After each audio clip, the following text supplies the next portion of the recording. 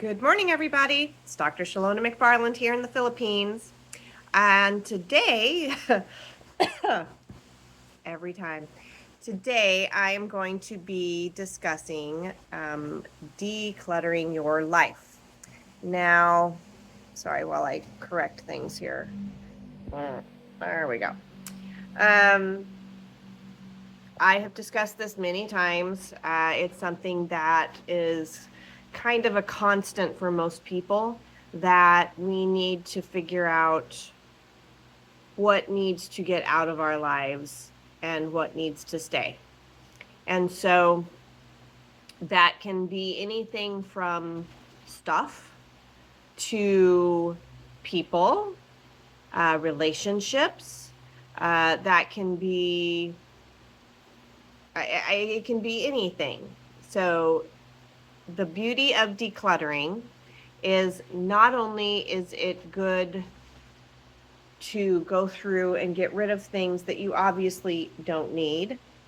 Like, if you've got 10 slow cookers and there's only one of you, you probably don't need the other 9. So those are things you can regift to people. You can sell at a yard sale. You can give away, go give them to the local shelter or whatever.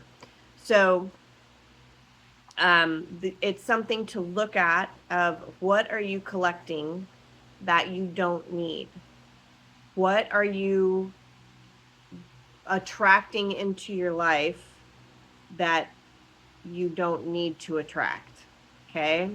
So whether it's clothes or like workout equipment or people you don't like or whatever it is, okay, that's something that, hi Valerie, that you need to start looking at. And so yesterday we talked about the target, the target of the different people in your life and where those people need to go and be moved to. That's part of decluttering also. So if you have people in your life that are just negative naysayers and really don't support you in anything that you do, hi Don, those people might need to be pushed to the outer edge of that shell of the target, okay? And so that's part of decluttering. So what else in your life can you look around and go, okay, let's see. What can I get rid of that I don't ever use? If you haven't used it in 6 months to a year, I mean, if you live in places like Colorado, you have your winter clothes and your summer clothes and all that kind of stuff, that's fine. But if it's something that like you should be using on a daily basis and you haven't touched it in 6 months or more, maybe you don't need that. Okay? If, for instance, you used to scuba dive and you don't anymore, and it's been 10 years since you scuba dived, probably don't need the scuba gear anymore. If you used to travel and you have 10 pieces of luggage that you collected, but you don't travel anymore, maybe you don't need all 10 of those pieces of luggage. So things like that. And it can even be like little things, like if you, for instance, collect eyeliners because you find one that you like, so you got to have 20 of them. Maybe you don't need all of those. Maybe you do, but maybe you don't. Maybe there's something else you can do, or at least put it away, organize it somewhere. So organizing is the other part of decluttering. A lot of people utilize what they have, but they don't know how to organize what they have. So it might be worth hiring a friend or somebody who does it professionally to come in and help you organize your stuff. Sometimes we just don't see what that looks like until somebody helps us organize things. I'm a very visual person, so if it's not in front of my nose, I usually forget about it. And I have a lot of stuff that I've forgotten about.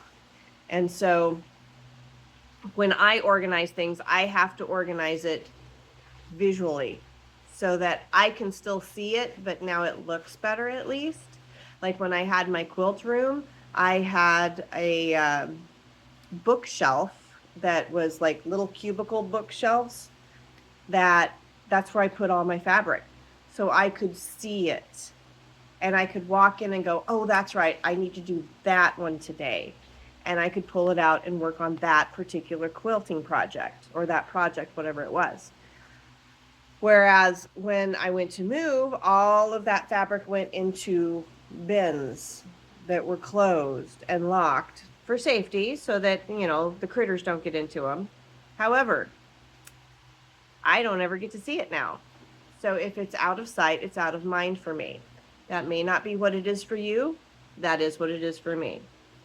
So therefore, if it's in sight and all over the place, then I have a much more higher chance of utilizing it. That doesn't mean I will, and that doesn't mean I need to. So here's another way to organize. I cannot see who that is. Oh, hi, Tamer, I think is his name.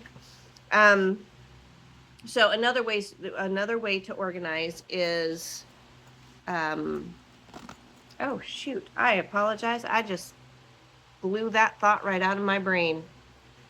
At any rate, get some help if you need. Bring somebody in. And, oh, this is what it is. Do you want it? Do you need it? Do you have to have it? Okay. If you don't need it, don't have to have it, and don't want it, maybe you should get rid of it. And the want is questionable too. So when you're going through it, do I want it? Do I need it? Get rid of it. Those are 3 categories you can use to help declutter things. And that helps a lot too. So if it's something that you just absolutely don't need, don't want, why do you have it? Get rid of it. Okay? Hopefully that helps you declutter things a little bit and moves you forward in a positive direction for the rest of the year. And this is something that decluttering has to happen probably every month to every 3 months, just because as a society, we have a tendency to gather stuff. And again, relationships are part of that. Just because someone wants to be your friend doesn't mean you need them to be your friend. Okay, so think about the people in your life as well. Is it a win-win relationship or not? If it's win-lose, then that's actually lose-lose. Okay, so that whole thing of someone has to win, no, we all should be winning.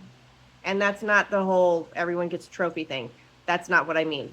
I mean that in a game, like in a football game or whatever, there's a winner and a loser.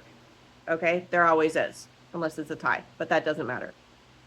So if there's a winner and a loser, okay, that's a win-lose. But is it? If both teams played their absolute best game ever, that's a win-win. So, different way to look at things. Okay, at any rate, hope I didn't confuse you too much this morning. And God bless. Have a wonderful day. I will see you tomorrow. Bye.